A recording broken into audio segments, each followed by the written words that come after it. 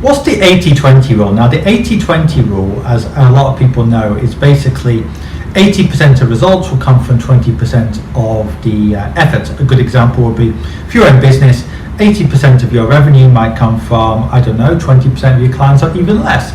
Likewise, to think back when you were a student, maybe 80% of your results would have came from reading 1 or 2 books that helped you in the exam. Now, how can you apply this productivity rule to personal finance? Number 1 would be saving early. Now, it sounds obvious, but at the end of the day, if you start saving early from your 20s and 30s, that compounds. Number 2 is spending habits. This is a key that a lot of people forget. You can never outrun a bad diet in the gym. In the same way, you can never, ever out-earn bad spending habits. No matter how much you earn, you will never get wealthy if you spend too much. Just ask Mike Tyson or Michael Jackson or some former millionaires and billionaires. It's impossible. So watch your spending habits very carefully.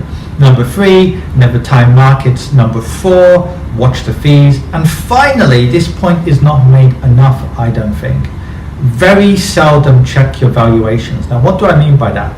Many brokers online or many online platforms boast, they say, oh, 24/7 online access.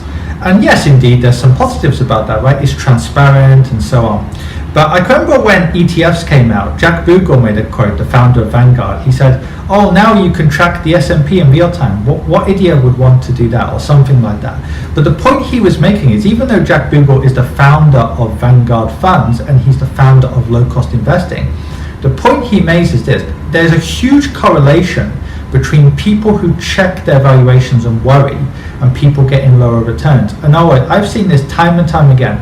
People who watch, say, CNBC, Bloomberg, financial press all the time, log on to their accounts more often, are more likely to panic sell. Imagine, right? Let's say there was a financial crisis again, or we don't even need to talk about the future. Let's talk about the past, 2008. Imagine you're logging onto your account now. You're seeing, look, my account used to be worth $1 million. Now it's worth $700,000 in barely 2 months. It takes a brave person not to sell then and panic. But of course, we all know deep down that that's not the right thing to do.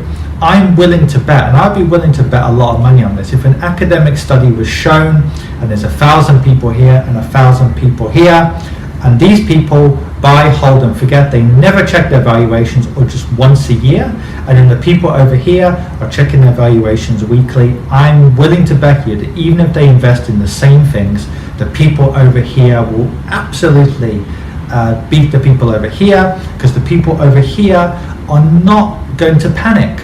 That is a key point of the 80-20 rule, I think, in finance. And remember another thing, it also gives you more time for your daily life. It gives you more time. Let's say you're a business person, it gives you more time to make more revenue. If you're an employee, it gives you more time to, well, do overtime. Think about it, time is money, right? So in addition to the obvious benefit of not panicking, if you're going to spend like 5 hours a month, 60 hours a year just looking at your portfolio, it's a waste of time and it's going to cost you money long term.